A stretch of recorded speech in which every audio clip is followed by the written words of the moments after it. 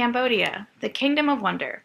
It has been gaining more and more attention in the media in the last few years. But unfortunately, that is not because of its ancient temples or crystal blue waters. Instead, through visits from international journalists and Hollywood superstars, Cambodia is becoming nearly synonymous with the term human trafficking. This recognition has both positive and negative effects.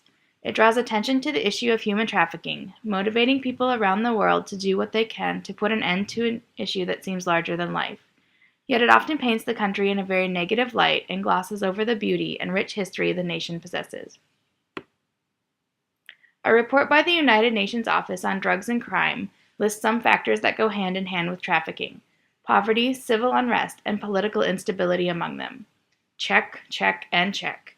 The Kingdom of Wonder certainly has its share of those issues. The World Bank lists 20% of Cambodians living below the national poverty line, which is the equivalent of living on less than 45 cents per day.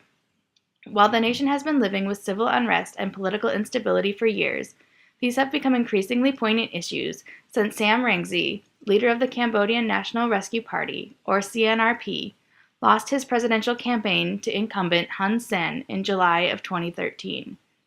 The CNRP has rejected the election results, and riots have broken out on the streets. At least 4 protesters were fatally shot in January alone.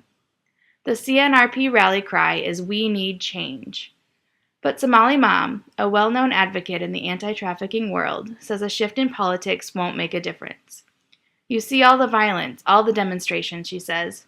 She goes on, "There are some good people, some bad people.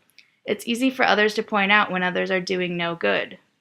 She claims she doesn't care about politics. "I'm not voting," she says. All she wants is to help the victims. This is an example of the sort of resilience demonstrated by Cambodians.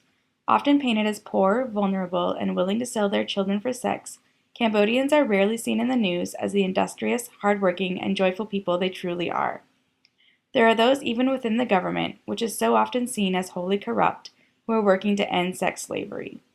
With the recent rescue of girls from 2 different brothels in Phnom Penh, Krista Hayden-Sharp, Field Office Director for the Cambodia base of the International Justice Mission, commended General Pol Pay-Tay for enforcing the country's anti-trafficking laws. While it is currently illegal to go undercover to investigate human trafficking in Cambodia, lawyers working in both non-government organizations and the Department of Anti-Human Trafficking and Juvenile Protection are working to change this law. Near the center of the capital stands Independence Monument, erected in 1959 to celebrate Cambodia's freedom from France. The monument still stands tall, reflecting the resilience and fiercely independent nature of her residents. Amidst genocide, corruption, poverty, and political instability, the Kingdom of Wonder stands proud, her citizens united together in the name of nation, religion, and king, the mantra which can be seen emblazoned on every government building. There is a chorus to a popular Cambodian song which says, "We are one."